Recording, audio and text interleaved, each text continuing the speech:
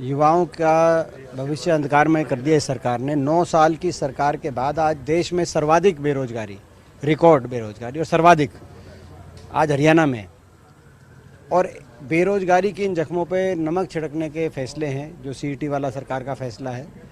और आज स्थिति ऐसी आ गई है कि हरियाणा का जो नौजवान है उसको होपलेसनेस हो गई है, निराशा हो गई है कि नौकरी हरियाणा में मिलेगी नहीं।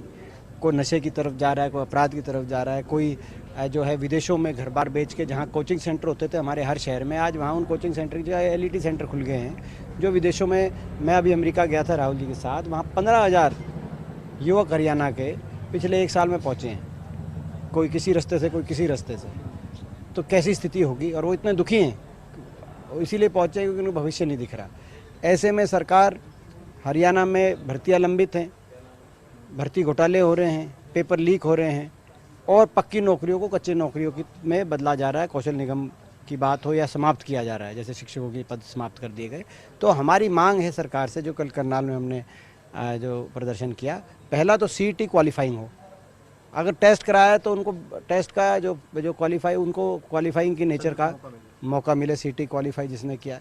दूसरी मांग, लंबित भर्तियों को पूरा किया जाए। तीसरी मांग, जो पद समाप्त हो गए हैं या कच्चे कर दिए गए 2 लाख के करीब, कौशल निगम को भंग के इन पदों को, 2 लाख पदों को सरकार पक्की भर्ती करे। ये हमारी मांगे हैं। कम से कम सरकार जाते जाते, क्योंकि ये जा रहे हैं, ये सरकार का जनता ने मन बना लिया है कि बीजेपी को जमुना पार करेगी इस बार, लेकिन जाते जाते कुछ भला कर जाए।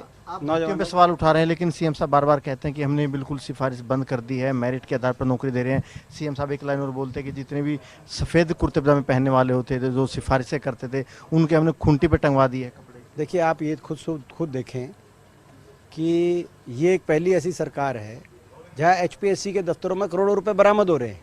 दफ्तर में, किसी घर नहीं, दफ्तर में ही जाके जो है करोड़ों रुपए बरामद हो रहे हैं। आप अंदाज़ा लगाएं। एचएसएससी की रेट लिस्ट मिली कि पीएन इतने में, क्लर्क इतने में। एचपीएससी की रेट लिस्ट मिली कि डेंटल सर्जन इतने में, एचसीएस प्रीलिम के लिए क्लियर कराओ तो इतने। तो ये परचून की दुकान पे नौकरी बेची जाती हैं, लिस्टें उस रूप से मिली। ये पहली सरकार है जहां पेपर लीक, लगातार 20 से ज़्यादा पेपर लीक, एक के बाद एक पेपर लीक घोटाला, एक के बाद एक भर्ती घोटाला। और किसके पास पैसे मिलते हैं एचपीएससी में?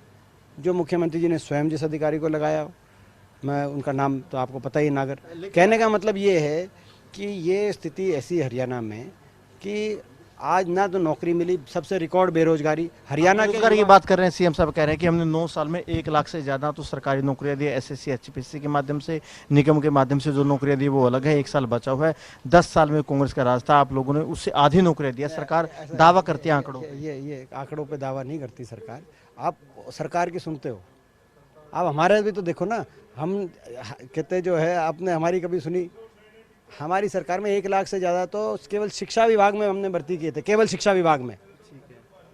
आप कितने जेबीटी भर्ती हुए, आप हिसाब निकाल के देखो। अरे मैं कह रहा हूँ कि केवल शिक्षा विभाग में 30,000 के करीब जेबीटी, गेस्ट टीचर। और यूनिवर्सिटी, हमारे 12 यूनिवर्सिटियाँ स्थापित की गई, हर यूनिवर्सिटी के अंदर भर्ती अलग अलग उच्च शिक्षा। जो इन्होंने यूनिवर्सिटियों में ग्रांटी नेट बंदी कर दी सरकार ने कि ग्रांटी नहीं देंगे, और नई यूनिवर्सिटी खुलवाई नहीं। 5,000 स्कूल बंद कर दिए, 5,000 स्कूल बंद कर दिए सरकार ने। यूनिवर्सिटियों को ग्रांट बंद कर दी। शिक्षा को सरकारी सहायता जो मिलती थी पूरी तरह बंद कर दी। शिक्षा का निजीकरण की तरफ धकेल दिया हरियाणा को। बच्चे स्कूलों के आगे बैठे हैं कि हमारे स्कूलों में शिक्षक भेजो या स्कूल बंद मत करो। ये स्थिति हरियाणा की है। हमारी सरकार के समय 2 लाख से ज़्यादा नौकरियां हरियाणा के अंदर मिली, और ये तो एचपीएससी और एसएससी का रिकॉर्ड है। आप मीडिया के साथी हो, आप बड़ा लंबा इंटरव्यू लेना आपका रहता है, क्योंकि सबका टाइम ले लिया आपने, बाकी से मैं नहीं मिल पाऊंगा। मैं उसकी मुबारकबाद भी देता हूं आपको, क्योंकि आपने 15 मिनट ले लिया कोई इंटरव्यू का। लेकिन मैं ये ज़रूर कहना चाहूँगा कि भाई, ये आप तो निकालो आंकड़े, इन्हें तो 60,000 भी नहीं है इनके इसकी सरकार में तो भर्ती। हमारी सरकार के समय 2 लाख से ज़्यादा। और ये तो एचपीएससी और एसएससी का आरटीआई में निकले हुए आंकड़े हैं। आरटीआई के आंकड़े यही सरकार देने वाली आंकड़े, यही सरकार आरटीआई में वो आंकड़े दे और खुद कुछ कहे। और आप उनका सवाल हमसे पूछो, आप तो सरकार से पूछो जी आरटीआई में आंकड़े